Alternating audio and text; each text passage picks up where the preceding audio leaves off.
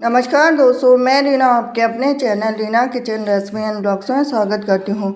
तो कार्तिक माह है, सबसे पवित्र महीना अगर हम 12 महीनों में से मानते हैं तो कार्तिक का महीना पहला ऐसा शुभ दिन है जो कि पूरे महीने भर इसमें काफ़ी महत्व रखते हैं। इसमें हर देवी देवताओं की पूजा की जाती है, भगवान विष्णु से लेकर शिव जी से लेकर लक्ष्मी मैया से लेकर सब तक। तो आज हम जानेंगे सोमवार की व्रत कथा कार्तिक मास की।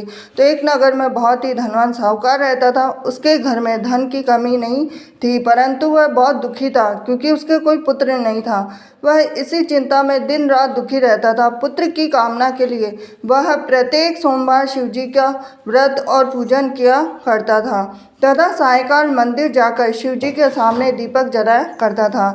उसके इस भक्ति भाव को देखकर एक समय माता पार्वती ने शिव जी से कहा कि हे नाथ, यह साहूकार आपका अनन्य भक्त है, सदैव आपका व्रत और पूजन बड़ी श्रद्धा से करता है, आपको इसकी मनोकामना पूर्ण करनी चाहिए। शिव जी ने कहा कि हे पार्वती, यह संसार कर्म क्षेत्र है। जैसे किसान खेत में जैसे बीज बोता है वैसे ही फसल काटता है, इसी तरह से मनुष्य संसार में जैसा कर्म करते हैं वैसा ही फल भोगते हैं। माता पार्वती ने अत्यंत आग्रह से कहा कि हे प्रभु, यह आपका अनन्य भक्त है और अगर इसको किसी प्रकार का दुख है तो उसे आपको अवश्य दूर करना चाहिए। आप तो सदैव अपने भक्तों पर दयालु होते हैं और उनके दुखों को दूर करते हैं। यदि आप ऐसा नहीं करेंगे तो मनुष्य आपका पूजन और व्रत क्यों करेंगे।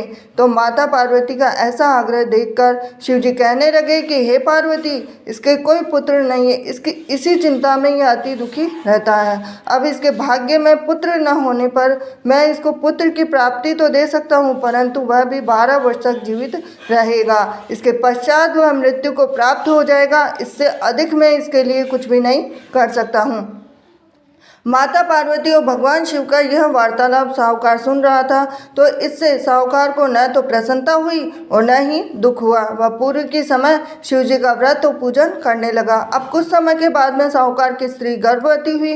घर में बहुत धूमधाम से खुशियाँ मनाई गई, लेकिन साहूकार के मन में तो था कि वो तो केवल 12 वर्ष तक जिंदा रहेगा, उसके बाद में उसकी कोई भी आयु नहीं थी। तो अब जब बालक 11 वर्ष का हो गया तो बालक की माता ने पिता से उसके विवाह करने की बात कही। अब साहूकार बोला कि अभी तो इसको पढ़ाई लिखाई के लिए काशी भेजो, फिर उसके बाद में इनका विवाह करेंगे। अब साहूकार ने बालक के मामा को बुलाकर उसको बहुत सारा धन देकर बालक को काशी पढ़ने भेज दिया। अब रास्ते में जावे तो यज्ञ ब्राह्मण को करावे, दक्षिणा देते हुए जावे। तो दोनों मामा भांजे यज्ञ करते हुए गए, ब्राह्मण को भोजन कराते हुए गए। अब रास्ते में एक शहर पड़ा और उस शहर के राजा की कन्या का विवाह हो रहा था, परंतु जो राजकुमार विवाह करने के लिए आया था वो तो खुद ही करना था। अब राजकुमार को देख राजकुमारी और उसके माता पिता विवाह में किसी भी प्रकार के अड़चन पैदा ना कर दे, इस वजह से उन्होंने उस सुंदर मनभावन लड़के को देखा तो उनके मन में विचार आया कि क्यों ना इस लड़के को वर के रूप में ढूंढ लिया जाए। तो ऐसे मन में विचार करके राजकुमार के पिता ने उस लड़के और उसके मामा से बात कर ली। अब दोनों राजी हो गए। दूल्हे का वेश बनाकर उनको कपड़े पहनाकर घोड़ी पर बिठा दिया। अब कन्या के द्वार पे पहुंचे तो सभी कार्य उनकी प्रसन्नता से पूर्ण हो गए। अब राजकुमार के पिता ने सोचा कि यदि विवाह का कार्य भी उसी लड़की से करा दिया जाए तो क्यों बुराई है, इसमें कोई बुराई नहीं है।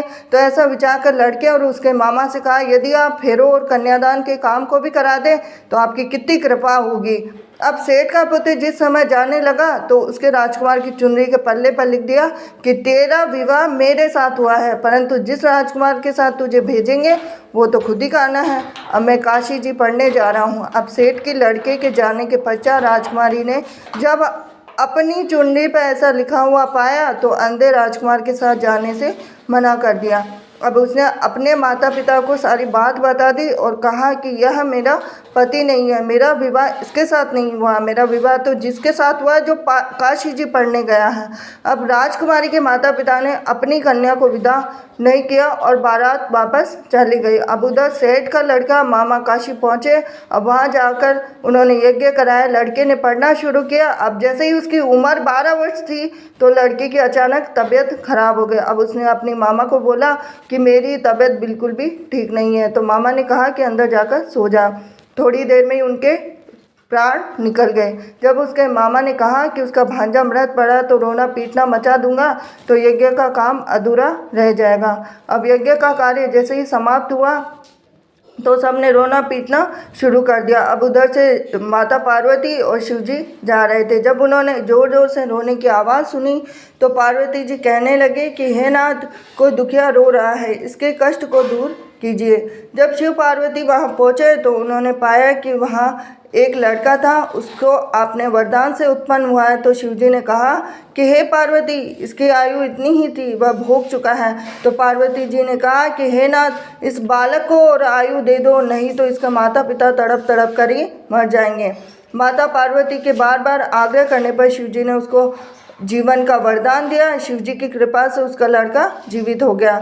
अब इसके बाद में माता पार्वती कैलाश पर्वत चले गए। शिक्षा पूर्ण होने पर जब लड़का और उसके मामा यज्ञ करते हुए ब्राह्मणों को भोजन कराते हुए दक्षिणा देते हुए घर की ओर चले तो रास्ते में उसी शहर में आए और जहाँ उस लड़के का वहाँ की राजकुमारी से विवाह हो रहा था, वहाँ जाकर उन्होंने यज्ञ प्रारंभ किया। लड़के के ससुर जी आए, राजा ने उनको पहचान लिया, महल में ले जाकर उनकी आव भगत की, जैसे दास दासियाँ सहित आदर पूर्वक अपनी राजकुमारी और जवाई को विदा दिया। वहां से विदा होकर सेठ का लड़का अपने मामा और पत्नी सहित उसी तरह यज्ञ कराते हुए ब्राह्मणों को भोज कराते हुए दक्षिणा देते हुए अपने घर के लिए चले गए। घर जाकर लड़की ने अपने माता पिता को सारी बात बताई। इससे वे बहुत ही प्रसन्न हुए। शिव पार्वती, जैसे आपने सेठ और उसके परिवार को दिया वैसे सभी को देना। सोमवार व्रत कथा कहने सुनने हुकारा देने वालों को सबको देना। ये थी आज की सोमवार की व्रत कथा। नमस्कार दोस्तों, मैं रीना आपके अपने channel Reena kitchen recipe and blogs में स्वागत करती हूँ। तो आज हम जानेंगे कि सोमवार के व्रत में क्या सेंधा नमक खा सकते हैं या नहीं खा सकते। कार्तिक मास के शुक्ल पक्ष का महीना चल रहा है और इस बार शुक्ल पक्ष के महीने कार्तिक मास में बहुत ही शुभ महीना है और सबसे पवित्र महीना है। और सोमवार का व्रत जो लोग करते हैं वह व्रत के दौरान सेंधा नमक यूज़ में करते हैं, काफ़ी लोग नहीं करते हैं। और अलग अलग जगहों पे अलग अलग रिवाज रहता है कि काफ़ी लोग ये रहते हैं, जैसे राजस्थान की तरफ हम जाते हैं तो सेंधा नमक काफ़ी लोग यूज़ करते हैं। यूपी की तरफ जाते हैं तो वहाँ पर मीठा भोजन खाते हैं, व्रत के अंदर जो भी जैसे दही बूरा वगैरह ये सब खाते हैं। लेकिन जहाँ जिन जिन जगहों पर सोमवार का व्रत किया जाता है, जैसे 16 सोमवार का व्रत करते हैं, सावन के सोमवार का व्रत किया जाता है और काफ़ी लोग हैं जो सोमवार का व्रत रखते हैं। तो व्रत के दौरान काफ़ी लोग तो व्रत मतलब एक समय भोजन करते हैं और काफ़ी लोग उपवास भी करते हैं, यानी एक समय फलाहार करते हैं। तो जो लोग व्रत करते हैं, जो एक समय भोजन करते हैं, वह नमक का प्रयोग कर सकते हैं। लेकिन जो उपवास करते हैं, एक समय फलाहार करते हैं, मतलब व्रत का खाना बनाते हैं, तो उसमें सेंधा नमक का प्रयोग बिल्कुल भी नहीं करना चाहिए। तो किसी भी व्रत के दौरान, उपवास के दौरान किसी भी तरह के नमक का सेवन बिल्कुल भी नहीं करना चाहिए। जितना त्याग आप अपने शरीर के लिए करते हैं उतना ही समर्पण भाव से आपकी भक्ति प्रकट होती है। और अगर आप उपवास रखते हैं तो इसके दौरान आपको बिल्कुल भी नमक का प्रयोग नहीं करना चाहिए। फिर भी काफ़ी लोगों का मतलब कमेंट आते हैं कि हमारा बीपी लो हो जाता है, तो क्या हम उसकी जगह सेंधा नमक कर सकते हैं। तो जहाँ आपकी सेहत का सवाल होता है वहाँ पर आप सेंधा नमक का प्रयोग कर सकते हैं, लेकिन आपको नमक का प्रयोग बिल्कुल भी नहीं करना है। तो ये छोटी सी जानकारी अगर आपको रोचक लगी हो तो वीडियो को लाइक करें। चैनल पर नए जुड़े हैं तो चैनल को सब्सक्राइब करना बिल्कुल भी ना भूलें। हरे कृष्णा। नमस्कार दोस्तों, मैं रीना आपके अपने चैनल रीना किचन स्वागत करती हूँ। तो काफ़ी लोग सोमवार का व्रत रखते हैं। व्रत के दौरान काफ़ी लोगों को सही पता नहीं होता है कि हमें क्या खाना चाहिए और क्या नहीं खाना चाहिए। तो आज हम इस वीडियो में आपको बताएंगे कि सोमवार के व्रत में आप शाम को क्या खा सकते हैं, पूरे दिन में क्या खा सकते हैं, सुबह क्या खा सकते हैं। तो व्रत में अगर आप सोमवार का व्रत रखते हैं तो काफ़ी लोग होते हैं जो केवल पानी पर व्रत रखते हैं और वही सबसे ज़्यादा सही व्रत माना जाता है, क्योंकि पहले के जो लोग होते थे वो ओनली सिर्फ बस केवल पानी पर ही व्रत रखते थे और दूसरी कोई भी चीज़ नहीं खाते थे, जिससे कि मन शांत रहता है और क्रोध की भावना नहीं होती है। लेकिन आजकल की जो जनरेशन है उनमें इतनी शक्ति नहीं है, तो इस वजह से आप सोमवार के व्रत में अगर आप व्रत करना चाहते हैं तो बिना नमक के और बिना कुछ खाए व्रत रखें तो उसकी पूर्ण फल प्राप्त होता है। तो सबसे ज़्यादा ये है कि हमें सोमवार के व्रत में जो लोग व्रत रखते हैं वो तो कुछ भी खा सकते हैं, जैसे व्रत के दौरान खाने वाली चीज़ों को भी खा सकते हैं। जो एक समय भोजन करते हैं उनमें जो तामसिक सब्जियां होती है जैसे गोभी, बैंगन इत्यादि, ये सब सब्जियां हैं उनका सेवन बिल्कुल भी नहीं करना चाहिए। बाकी आप कुछ भी खा सकते हैं और बिना लहसुन प्याज का भोजन बनाना चाहिए सोमवार के दिन। तो व्रत में अगर आप जो लोग काफ़ी लोग होते हैं जो कि नारियल पानी या चाय के साथ कुछ मखाने खा सकते हैं, और कुछ हेल्दी खाने के लिए कुट्टू के आटे की बनी हुई रोटी, कद्दू की सब्जी, सलाद, इन सब चीज़ों का, और 1 गिलास दूध या सेब भी खा सकते हैं।